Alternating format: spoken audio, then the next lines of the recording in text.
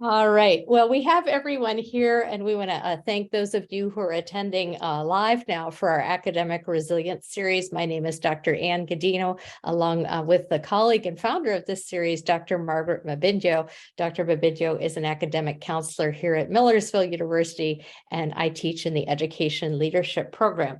So if you've tuned in before, you know we do these monthly series online about academic resilience, and we have different speakers, and we talk about something new each month.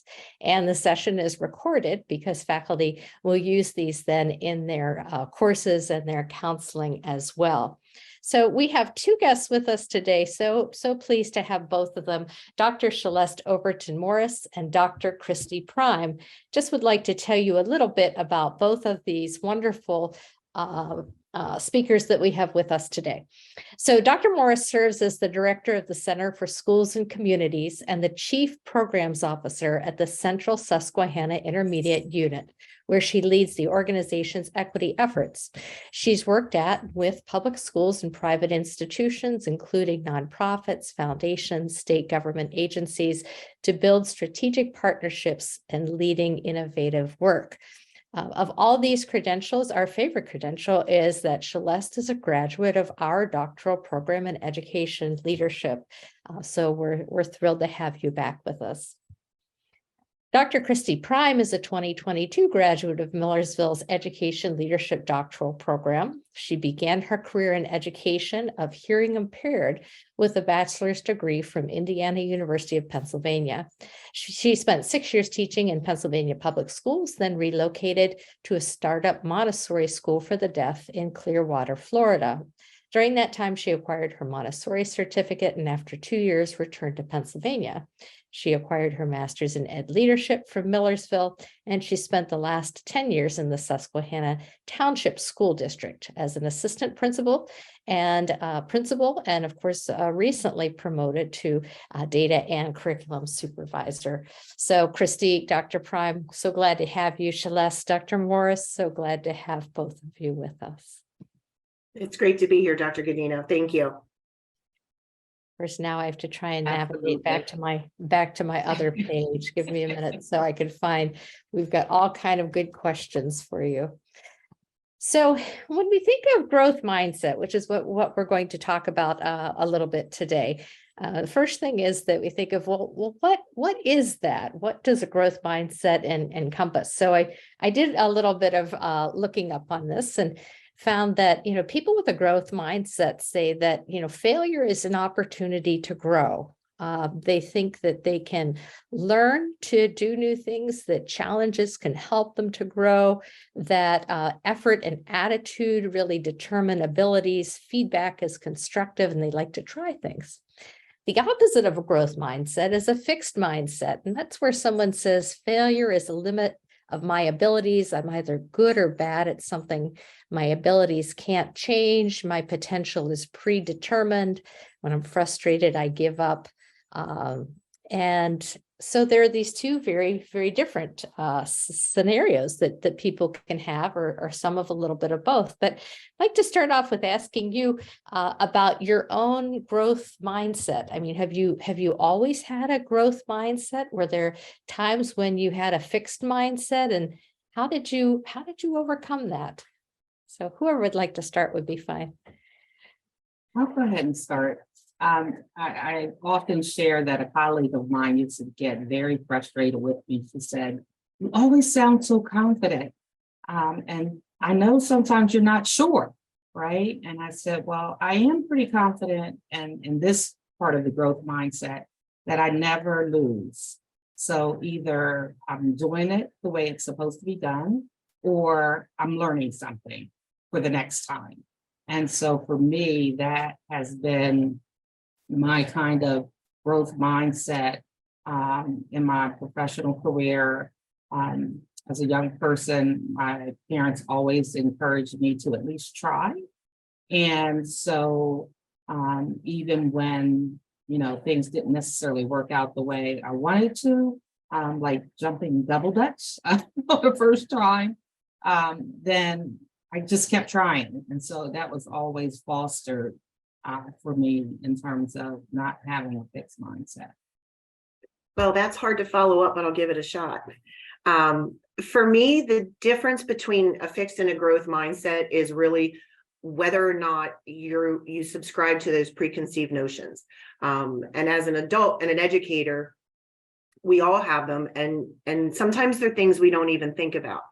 Like, most of us would never challenge the concept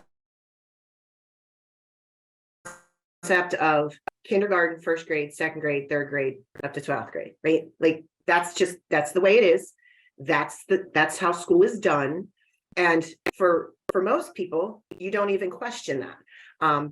Most people would never question that you do work and you hand it into a teacher who grades your work and then assigns you either a letter or a numeric assessment, and those combine into some sort of overall statement on your progress or your success or lack thereof. We don't typically question that. And in the district that I'm in, we are very rapidly moving towards a competency-based system. Our classes, K-8, are multi-ages. So you might have a third grader in a class with a fifth grader, if that's the skill that they're at that point in their learning. We very much assess based on specific skills for kids and what they are able to do and what they know. So it's very contextually based, not letter based. And the whole goal is to really think about and find out through data where a kid is, what are they ready to learn, what's the best next step for them. And that is huge mind shift for educators. And so for me, I try to always be conscious of if I'm doing something simply because that's the way I know to do it, or that's the way it's always been done. And I think if you can really challenge yourself to challenge that, and ask yourself those questions, you really start to make that shift from fixed to growth. Those are such great points, and it sure does sound easy to do, doesn't it? Well, just, shift your thinking, but maybe we could delve into that a little bit more. Once you have this thought of, I've felt kind of fixed in a certain way and I'd like to move more towards growth. And, that's the first step, right? Is acknowledging the need and the want to do that. What would you do next, or what would you suggest, especially to our undergraduates who are mostly the audience for this program, if they want to move more towards a growth mindset? What are some good first steps to doing that? I think it has to be very, very intentional. You really have to focus on your own metacognition and train yourself to, when you're doing things, even the most monotonous things in your day, but thinking about what you're really doing and why you're doing them, and challenging, ask yourself literally, okay, what I'm doing right now, is it a growth mindset or is it a fixed mindset? And I've seen people do that in different ways. Sometimes I've seen people with whiteboards where they kind of do a running list of all the things that they've consciously stopped and asked themselves that question. Some people make notes on their phone. Some people, pencil and paper, old school, jot it down. But we do things because it's natural to us, or it's what we've always done, or it's just the way we do things. And if you really want to broaden that, you've got to really start with challenging yourself on what you are thinking around very small things in very specific moments of time. Yeah, I would agree. I think, we understand that change is hard, right? So anytime, especially when you're trying to change your way of thinking, your paradigm, your worldview, it's very challenging. So one, acknowledging the fact that it's going to be a challenge, right? So that you're going to have to find ways to redirect your old way of thinking to this new form of thinking. Making small incremental steps, as Christy shared, on being intentional about, like, today, I'm just going to practice thinking differently. So every time I have a thought, a fixed mindset thought, I'm going to replace that thought with a growth mindset. And, whether it's a Post-it on your mirror in the bathroom or, something at your desk, to keep reminding yourself that you just keep trying, right? Don't get stuck, right? It's okay. Failure is an option, right? As long as I'm failing forward. So that's often when I tell myself and my staff that like it is okay to fail forward, to not get it right the first time. There aren't many things in life we do get right the first time.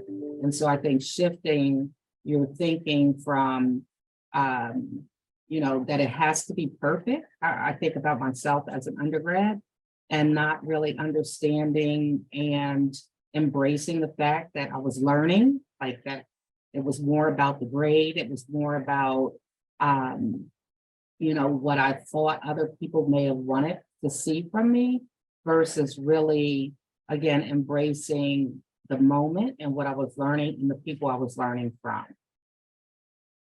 And I would say too, another really beneficial tool that we used with our staff was either paired up or in small groups of other professionals that we trusted and had a very good relationship with, and were comfortable with allowing them to point out when we were functioning with a fixed mindset. And that has to be a discussion up front.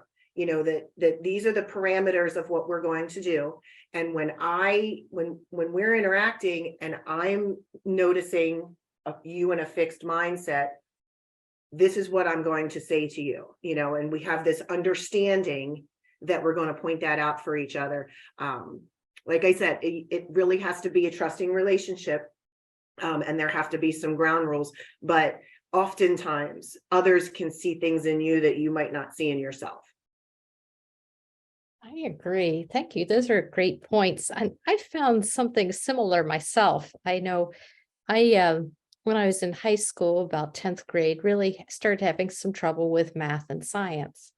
But I was with other students who were really, really smart. I mean, they've gone on to really significant careers. And, I told myself at that point that I can't do this. I better do something else because I'm not good at it. And I wish I could have at that age have realized, that who I was comparing myself against. And so I guess that's part of my next question is, do you think we develop a growth mindset because of, others around us, and maybe we are comparing ourselves and you feel like, well, I'm not as good as this person. So therefore I'm not good at it. What gets us into the rut of having the fixed mindset? I'll start with that one. I think what gets us in that frame of mind is that the world really is pressuring all of us to compare ourselves against the next person. And I'm listening to the book Leading with Dignity, which I highly recommend. It's free on Audible by Dr. Hicks. And in it, she talks about the Mandela principle. And Nelson Mandela, when he went to Robben Island, he set out to find out what it was that the prison guards there were most intentional about. And he found it to be stripping people's dignity. And at that point, he said to himself, they will never win because no one can ever strip me of my dignity. It's a right that is given to me because I'm human. And because of that, no one can take it away from me. And so what I would encourage, especially students and people who are younger to be thinking about is not allowing others to strip your dignity and tell you who you really are. So if you struggle with math and science, know that, right? And know that that means you need some assistance in that area, but it does not dictate or determine who you are. And so I think that's an important aspect of having a growth mindset is that part of you, the part essence of who you are is really rooted and grounded in the fact that you are a human being, unique in this world, and you have something to contribute unlike anyone else. And if you can get grounded in that, it's much easier, right? To say, I know I'm not going to be perfect at everything, right? Some things I'm going to have to try harder, but it's not that I can't do it, right? It might just take me a little bit longer, and it may not look like, if I'm taking piano lessons, I'm not going to be Chopin, right? I'm just not, right? But if I can play row, row, row your boat for my granddaughter, I can do that. Celeste, I couldn't agree more. And I think that you need to recognize that a growth mindset takes courage. And Ann, you asked, how did we get in this fixed mindset? What got us there? And I think it's because we believe what we're told and we believe what we see. So sorry. From a young age, from the time we're born. I mean, I can remember when I was in elementary school, they told us that you had an IQ score, and that was your IQ score, and you couldn't change intelligence. What it was, what it was. And it really took people to start to have the courage to push back on that and say, I don't agree. And I'm gonna prove it, right? And I'm gonna go out there and I'm gonna prove that something that we as a society so firmly have believed for so long isn't accurate. And that takes courage. So it's really about questioning everything, really examining everything. Yeah, and if I could add to that, it's funny you shared that example, Christy. On my way to work this morning, I saw a little girl walking to the bus stop, and she was African American, and she had these two giant Afro puffs in her hair. And I smiled because, I thought back to when I was her age, I would have never worn Afro puffs to school because it wasn't acceptable, right? And there will be all kinds of negative comments and blaming and shaming going on if I had chosen to wear Afro puffs. And just the thought that, in this, I won't say how many years, right, time that this young girl was now able to be herself, right? And to know that it still takes courage, right? As you said, but that, as paradigms shift, right? And us and other people, that authenticity, that transparency, that feeling of belonging, right, can increase exponentially. I'm wondering if either of you have an example where maybe you had a fixed mindset at some point in your life about something and how you overcame that. Take a minute to think about it. I'll share my story. When I was learning to drive, back in the day, there were stick shift cars and there were also automatic. And boy, I had a really rough time with those stick shift cars. I ran over some curbs and almost had a couple accidents. I just stopped, and I said, I can't do this. I cannot drive a stick shift car. And, there were automatics around. So there was an easy way out. I could do the automatics. And all that was well and good until at one point later in my life, I was in Europe, all stick shift cars at that time, at least. Now I really had to learn how to do it. And so necessity is the mother of invention. I had to do it, had to be able to get around. And by George, I did it. It was enough of an incentive to make me realize you can't get out of it this time, Anne. So I'm so pleased. That's probably one of my biggest achievements in life, was learning to drive a stick shift car, because I really thought I couldn't do it. Do you have any examples where you had a fixed mindset that you overcame that you might share with us? So I'll give one.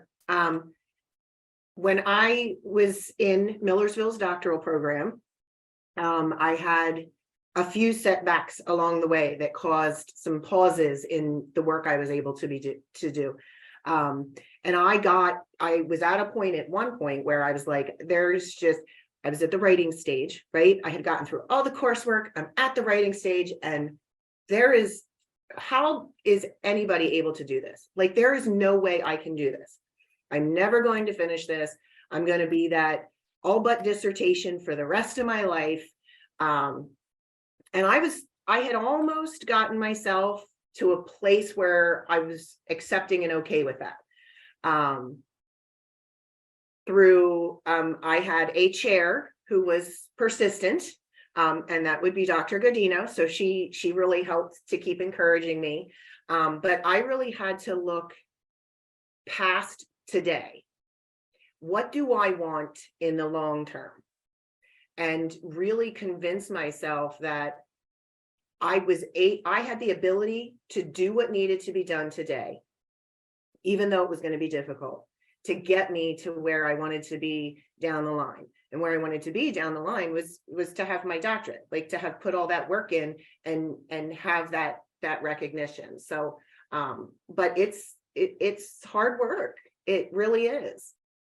Yeah, I think I would like you, Dr. Godino. I struggled with math and science, even though now I'm an expert when I go shopping about what 20% off or 50 or 70%. So once I translated my math skills in that way, I was much better than I had started off. But when I was getting my master's, I had to finally take that stats course. As an undergrad, I was a journalism major.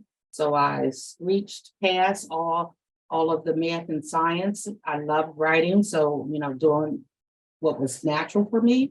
But again, getting to that stats class and saying, oh my goodness, I'm not good at math. I can't do this. But I, like Christy wanted, right, to move past, just having an undergraduate. I wanted my master's, and the same thing happened to me in a doctoral program when I had to take research methods, right? That came up. Oh, you can't do math. You're not good at this. And so I got tutors in both instances, and it was tough, but I made it through. I didn't get A's in those classes. I got B's, right? I know other people got A's, but for me, the B was great. And so again, just recognizing that even in things that you have to struggle hard, it's so that it can be easier. So now I'm not as intimidated by those kind of courses. I'm a lifelong learner, so I push myself every once in a while to do something that I know I'm not that great at, so I can get better. Thanks so much. Dr. Morris, you brought up earlier that you had a lot of encouragement as a child, from your parents, your home, to try, at least give it a try. And that's wonderful. But I'm thinking we probably have some people in the audience who did not have that growing up. They didn't have a parent or a family who was very encouraging. So I'd ask to both of you, if you're a student who really did not have much encouragement at home, where can you find that kind of encouragement? And how do you get past that initial part of life that may have been difficult as a child to get towards a growth mindset? Well, I think you have to, I think you have to seek that out. And I would start with people who are like-minded. So if you're a teacher, that would be your colleagues, right? Because you all have the same purpose. You're there for kids. If you're an undergrad right now and you're in your programming, surround yourself with the people that are in your program with you, because they understand what you're going through. They understand, where you're at, and you all have a shared goal. So if you're able to find people that you share a goal with and share a passion with, I think that support net just kind of naturally evolves. Yeah, I would suggest two things. One, I'm a great believer in affirmations, affirmations, again, so putting those things up that you want to believe about yourself up on your mirror or your desk, just constantly reminding yourself of what you're striving for, right? So you might not see it right away. Keep at it, you'll get there. And then secondly, I think giving back.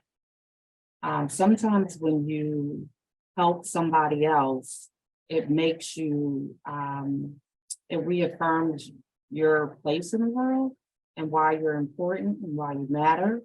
And gives you a great perspective on, how things could be, right?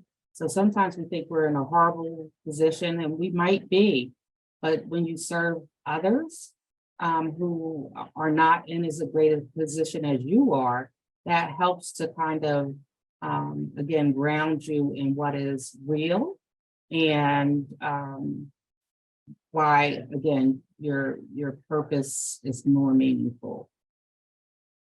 Such great words of wisdom. You reminded me at commencement back in December, Dr. Wuba, our president of the university, had a wonderful line that I'll always remember. And he said, remember that even on your worst day, there is someone who would rather be you. There's a lot of wisdom in that. I'm wondering, on some of your worst days when you quit, what brought you back? If you quit something, did you come back to it? Did you opt to go in a different direction? And what gave you the impetus to either come back to the same thing or say, no, I think I'll try things a little differently? For me, it's really about, why am I doing this? So if I'm ready to quit something, maybe it's something that can be quit. Maybe it's something that isn't significant. I thought I'd give it a shot. It's not going to work out. It doesn't really have an impact. It's not holding me back from anything. Knitting, maybe I tried knitting and just found that I didn't have the time for it. Like, not continuing with that isn't really going to have a significant impact on my life. But if it's something that is, then I've got to figure out either how to continue with it or how to change it in such a way so that ultimately I get to where I need to be. So it's really about that checks and balance of evaluating and measuring how important and significant is this to me in my life. Yeah, those are such great points. I think I agree, Christy. I don't even like the word quitting, right? Like, I feel like it's choosing joy, right? So if I'm deciding not to do something, and I'm asking myself the question, why, right? Am I choosing joy over being over the struggle, right? And really understanding what that struggle is about. So, if I'm an undergrad and I'm, wanting to drop out of a class, right? To be asking myself, one, why am I feeling this way? Is it because like this class is so out of sync with what my passion and purpose is? And so that's why I want to, so then I'm choosing to want to do something that is more aligned with that versus like, no, this is just really hard, right? But it will get me to that place where I can actually live in my purpose and passion. And so I think just asking yourselves the questions about why, as Christy said, why you're doing what you're doing, and is it worth it in the long run? I just read a quote that said, take the easy way today and makes it hard for tomorrow. Take the hard way today and it makes it easier for tomorrow. And so just really, kind of asking yourself, am I taking the easy way, which is going to make it harder for me? Or am I doing a difficult thing today so it can be easier for me tomorrow? And Anne, there's a question in the Q&A that kind of relates. And the question was, if I work towards this mindset shift and it doesn't work, then what? Well, you have some choices, right? Like you could quit. You could say, I'm going to stay in a fixed mindset, which is in itself the definition of a fixed mindset. Or you can recognize the value of continuing and working hard, and really focusing on yourself and your growth, and find other ways to get there. And again, it depends on how much you want that. Like, why did you set out to change your mindset to begin with? Why did you set out to change the way things are done in your school, or the way, the system does certain things? Why did you set out to change that? And how important is that to you? Really, really good points. And thanks for getting that question out of the chat. Just wanted to invite our audience, students, faculty who may be in attendance right now. We'd love to hear your questions. If you'd put those in the chat, then I'll bring them forward to our panelists for today. Choosing joy. Dr. Morris said, choosing joy. And that made me think about, especially in line with this question, you decide I'm going to have a growth mindset. I'm struggling in whatever class. Okay, I'm going to keep trying. I'm going to try differently, in all these different ways. And yet I'm still hitting a wall. Maybe I'm still not being so successful. And is it then a failure to go in a different direction? Well, no, I think, in regards to this question, it isn't. I mean, one, being resilient, right, which is that bouncing back, I think is also being able to determine, one, maybe why you're not being successful, right? Like to say whether or not, okay, I'm putting forth 100% of my effort, right? And doing everything that I can possibly do in order to have success in this area. And then really determining, like, so what's missing, if anything, right? And then being able to make a decision from that perspective, right?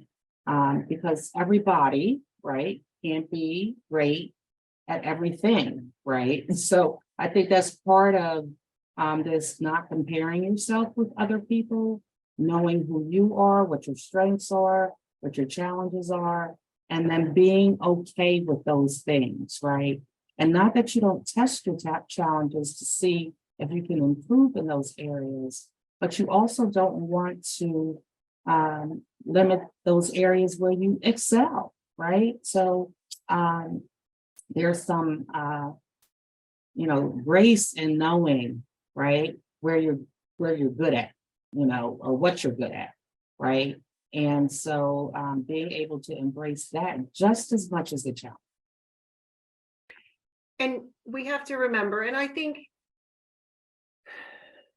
at a high level, most of us say this, but it's okay to fail.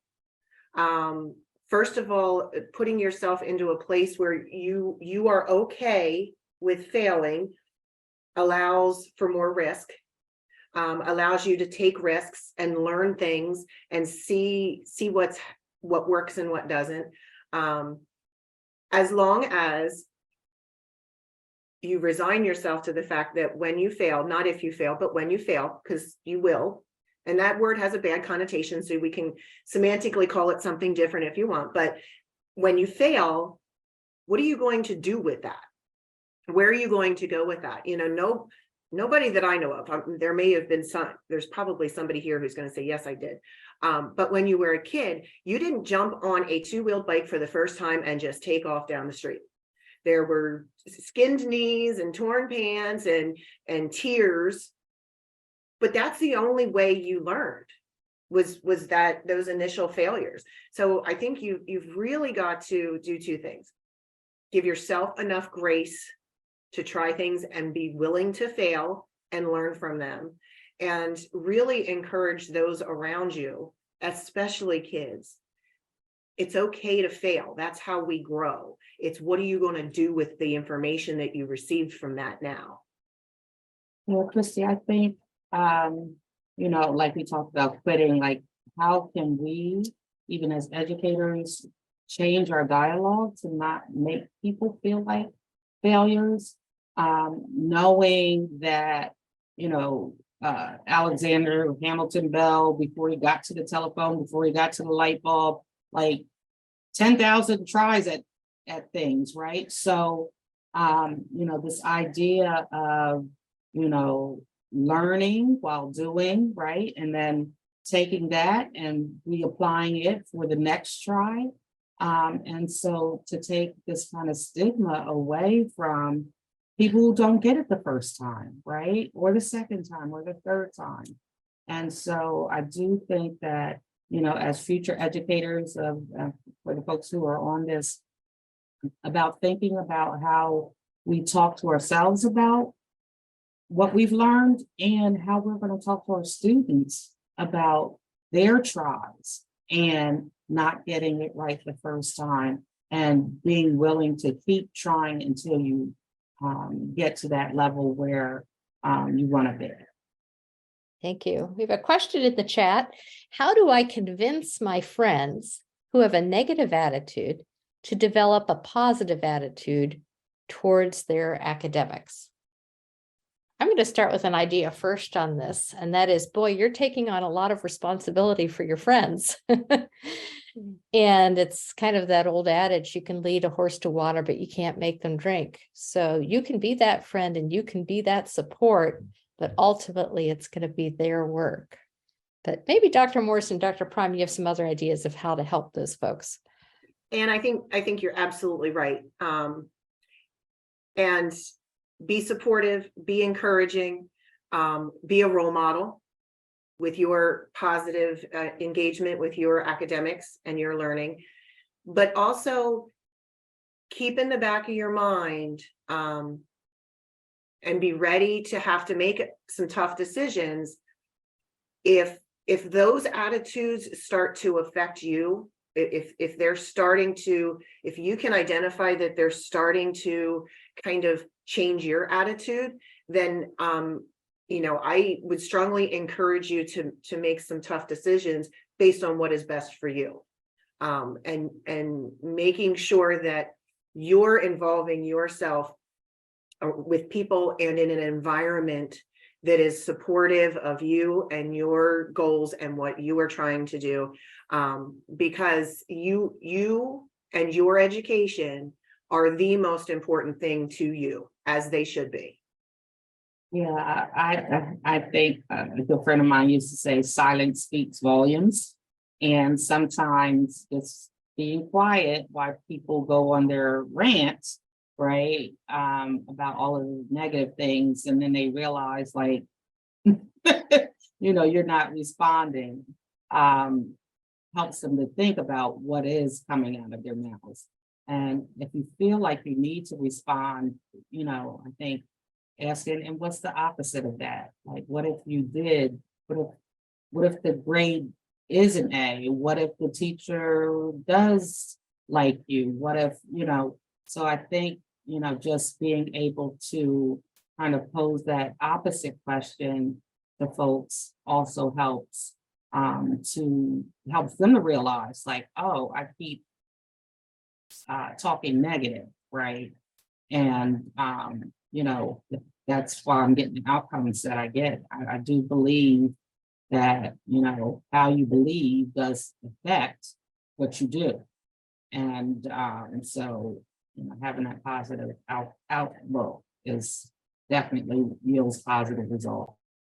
Another question in the chat. I'm a sophomore who failed last semester. My GPA was not great. I'm trying as much as I can this semester to do well. What specific things do you suggest I do to improve? I'll start a little bit with that. And one is to know some of the resources at Millersville. So, on this call, we have Dr. Margaret Mabinjo. She's an academic counselor.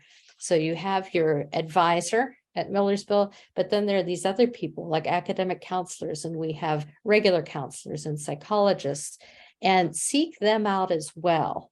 If you go to Dr. Mabinjo, she'll start and kind of analyze with, well, what went wrong last semester, really into detail. And when you know those details of what went wrong, then she can help you to build a plan out of that. Christy and Celeste, what would you suggest? Well, I don't know what this person's specific barriers are, but for me, I often find my lack, if I'm not organized. I don't function well if I'm not meticulously organized.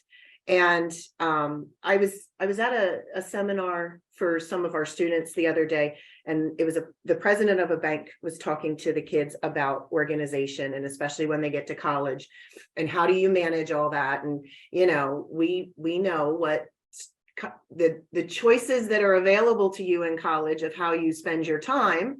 Sometimes that's a really hard adjustment to make. And he called it the rule of 168. And the rule of 168 is really mapping out, you have 24 hours in a day and 7 days in a week. So in 1 week's time, you have 168 hours worth of time. Where are you going to spend it?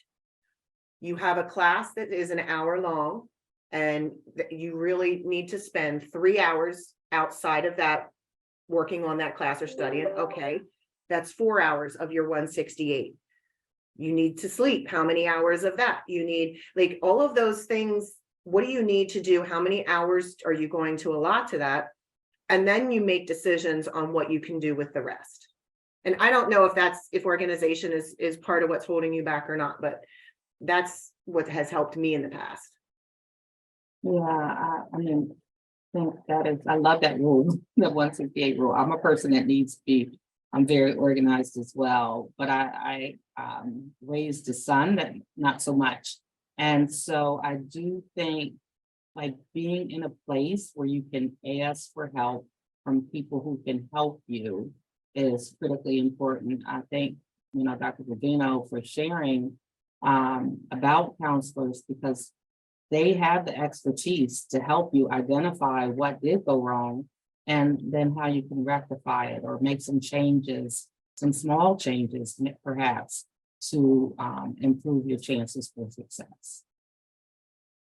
You know, I was thinking too, sometimes in life we encounter people who are not supportive of us. Someone who tells us, well, and you can't do math. Or maybe it's even more general, and you're not very smart. You know, you shouldn't be in college. You're not very smart, you know, whatever. How would you suggest, especially for our undergraduates, if you come across someone, especially if that person's a person of authority, you know, maybe it's a parent, maybe it's a professor, maybe it's someone else who's notable, and they don't think you've got what it takes. What do you do with that information? I'll start with that one. I just was sharing with when my assistant was sharing with me that when she was in high school, her counselor said, like, why are you thinking about college? Nobody in your family's ever going to college. And how, you know, for her, the desire was to not be like people in her family. And so that kind of propelled her. But I also think that, you know, just being able to see yourself somewhere different. One of the things in my life that I often use, especially when I feel frustrated or I'm like somebody is challenging me in a way that's not helpful, is to ask myself, like, what is the timeline for this, right?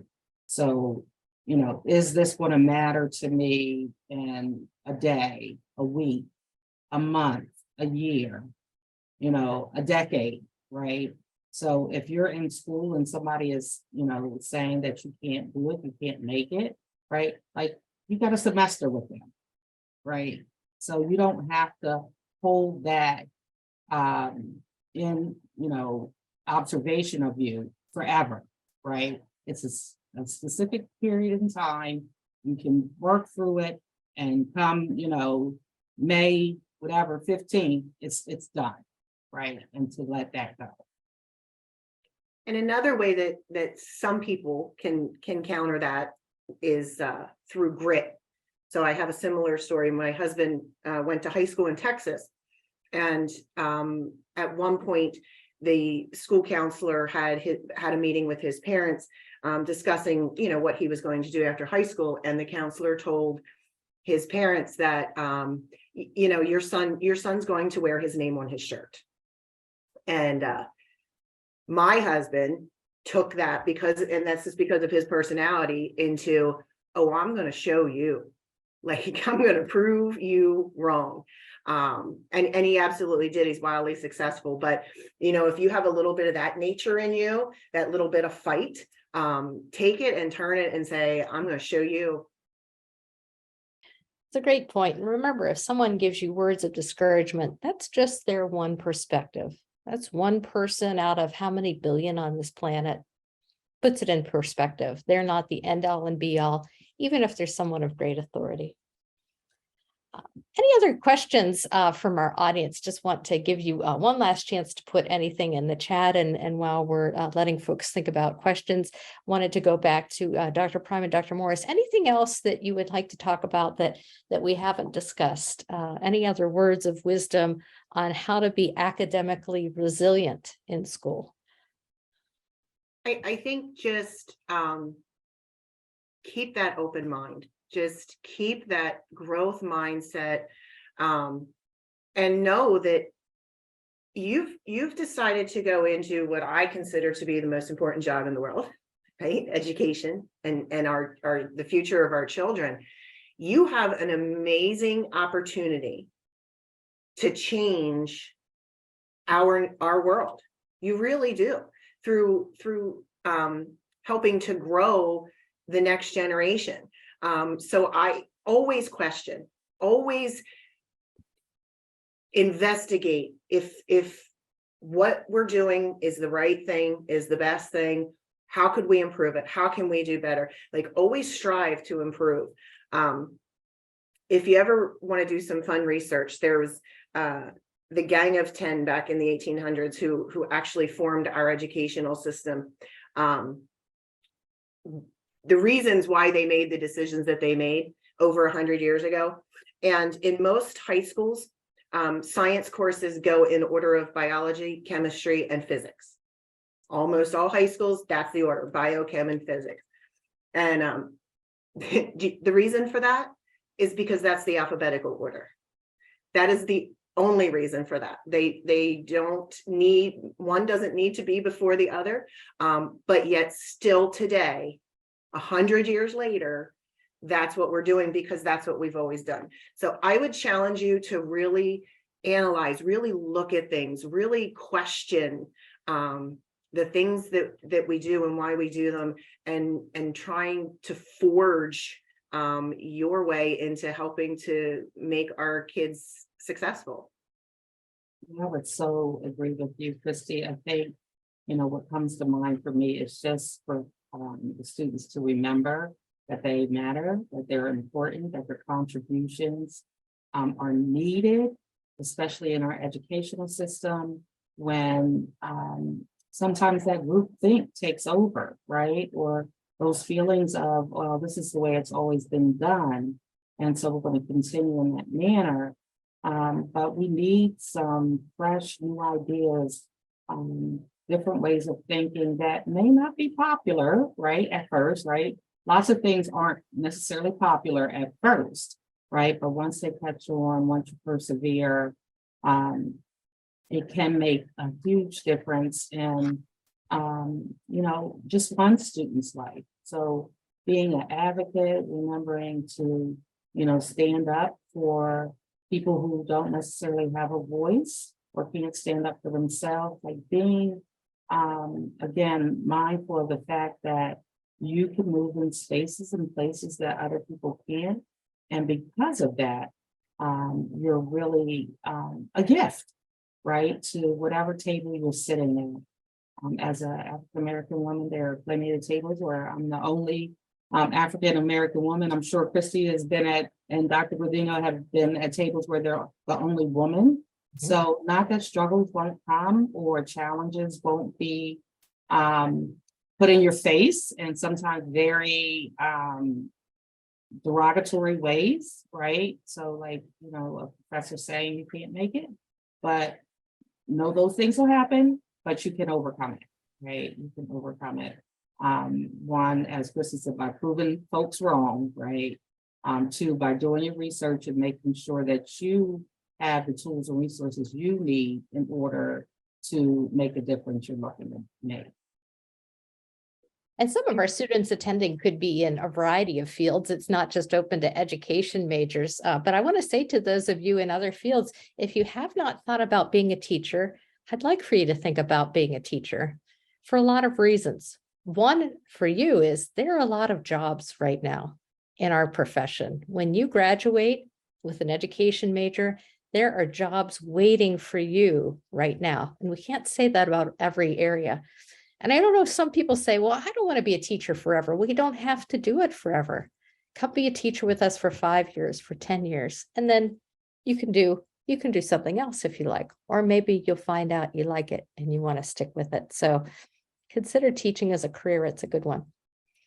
Just want to thank everyone who attended today and those who are attending and watching this recorded session. We hope that you found this to be helpful.